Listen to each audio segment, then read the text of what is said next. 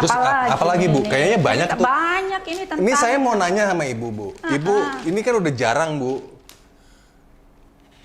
Koran-koran kayak begini nih udah sulit loh, Bu. Itu dia tadi kan saya cerita bahwa ini tuh maksud saya untuk membiasakan anak saya itu membaca sesuatu, bukan hanya melihat, karena dia tipe visual sekali, pasti mirip kamu mungkin ya. Visual sekali. Kalau belajar juga dia tuh nggak susah gitu untuk baca menyelesaikan, tapi ya dampaknya agak yang kurang bagus kalau kurang membaca itu adalah menulis pun kurang tertata dengan baik. Generasi saya ke bawah itu adalah hobinya baca infografis, Bu. Karena kan visual kan dia. Iya. Jadi dipermudah sama, emang nggak tahu tuh dari mana ya kan, akhirnya terbiasa.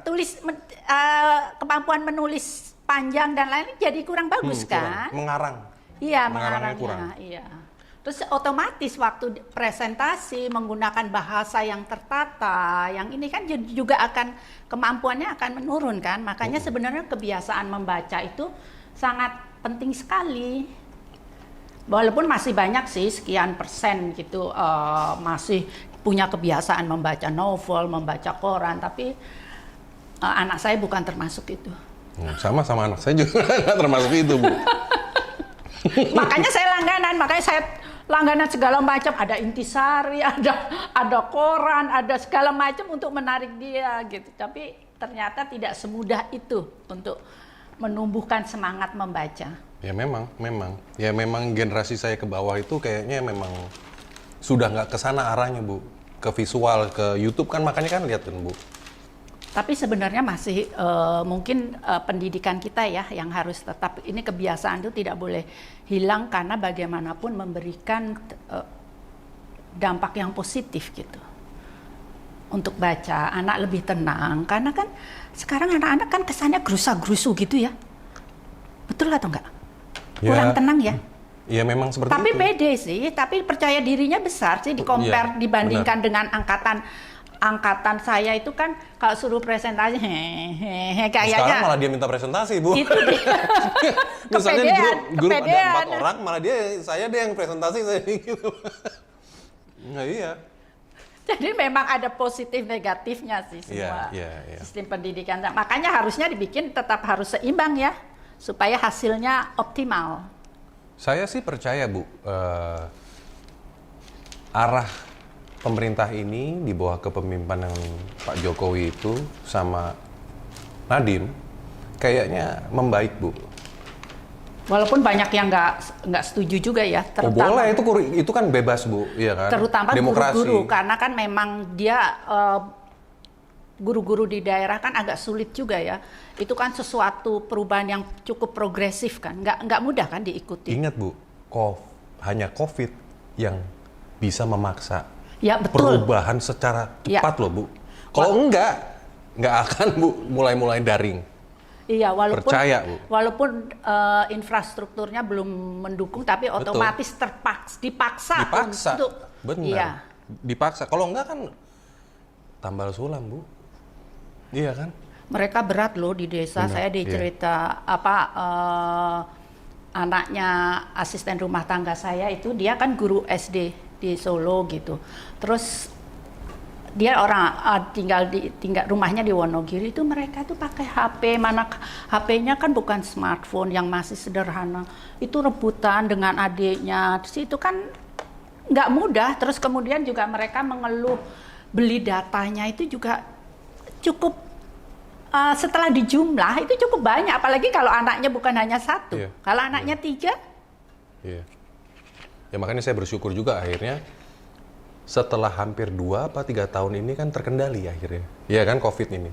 Dan alhamdulillah juga akhirnya pembelajaran itu sudah bisa masuk 100%. Gitu loh. Walaupun ada penularan di sana sini, tapi kan bisa secara terkendali, Bu. Ya, dan juga dampak positifnya adalah kalau langsung daring bisa menjadi suatu alternatif. Kalau misal terjadi apa-apa, kita sudah terbiasa. Betul. Iya. Terutama sekarang orang-orang kerja itu kantor banyak yang masuk ke kantornya hanya perlu dua hari seminggu atau giliran seminggu, terus seminggu berikutnya itu ya lumayan loh itu. Ya benar, karena kita bisa mengikuti akhirnya negara-negara maju yang work everywhere.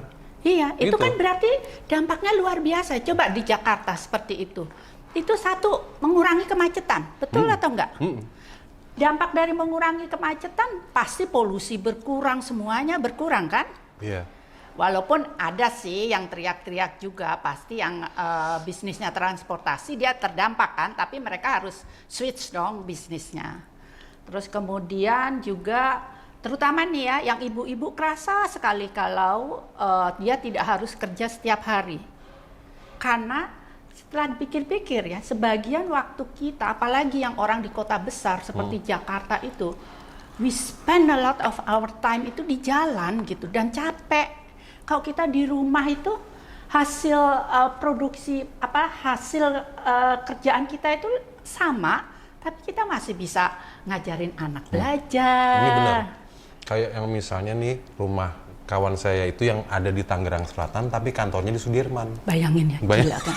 Itu alhamdulillah kan yang setelah daring ini bisa, yang dari kantor itu bisa kerja dimanapun, dia terbantu, dia masih bisa nganterin anak sekolah, Bu. Betul, ngajarin anak-anak. Jadi kan artinya kualitas kekeluargaan itu kan meningkat ya. Jadi sebenarnya memang betul sih, COVID ini memang, ini benar katanya, ini memang Ada orang yang bilang positifnya. blessing in the sky loh, Bu. Iya. Dia bilang apa sih? Ada kok. Iya benar emang. Iya Bu. Negara kayak Indonesia akhirnya mau nggak mau dipaksa untuk mengikuti negara maju. Iya padahal itu seperti mimpi loh. Ya kan tadinya nggak kebayang lah orang di Wonogiri sana anak-anaknya disuruh daring kan kita kan masa mana mungkin ya kan sama seperti kita dulu waktu kereta api, ingat nggak dulu kereta api kok lebaran kan ini kita kan dulu nggak pernah kepikir kereta api, sistem kereta api di Indonesia begitu bisa rapih dalam berapa tahun. Iya. Itu Jonan kan, ya. Iya, Terima kasih.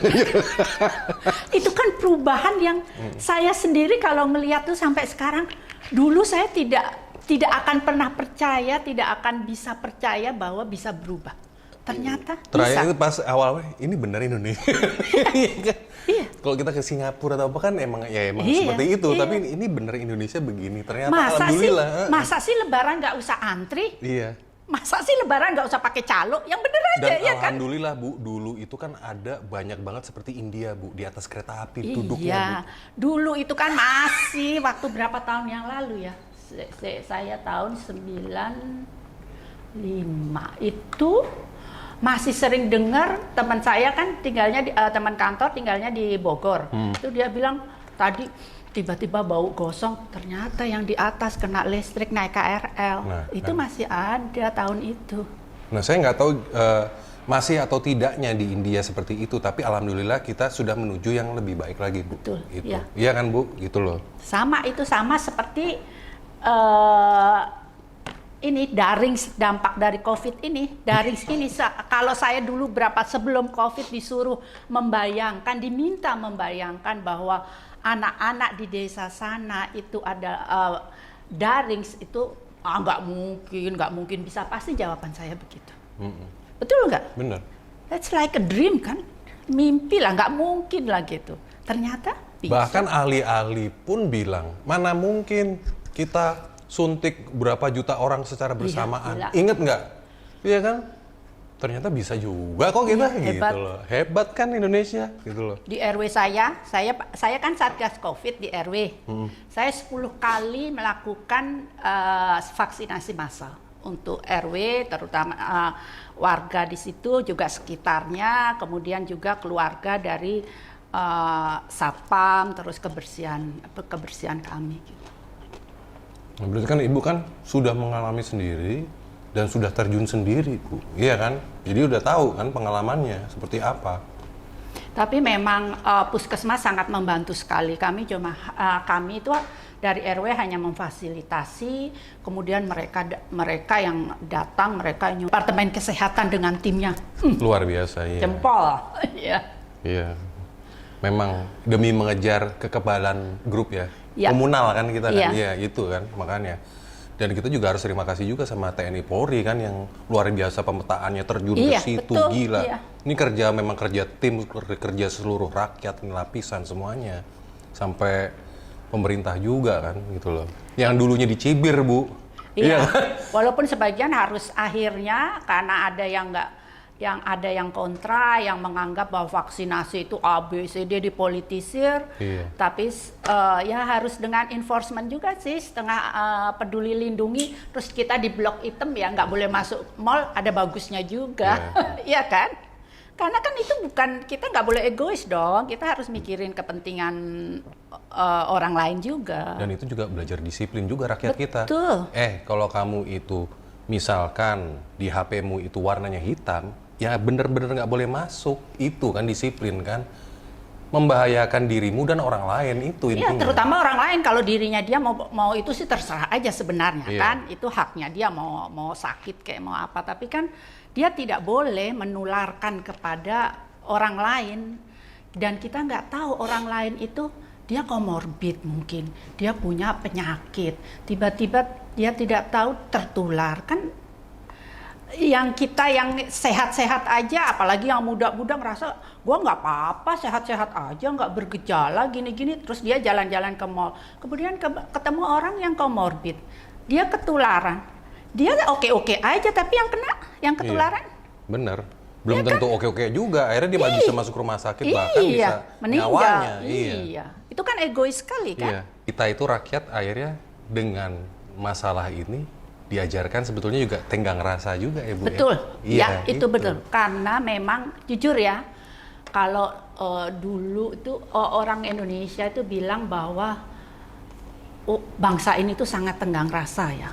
Tapi sebenarnya kalau saya perhatikan berapa tahun belakangan itu enggak juga. Kalau di jalan tenggang rasa. Apa orang lain yang disuruh tenggang rasa? Dia nyerobot aja. Orang lain yang disuruh tenggang rasa. Harusnya kan kita yang tenggang rasa dong. Iya. Sebab Benar. Karena itu tadi Bu, rumahnya di Tangerang Selatan, keburu-buru.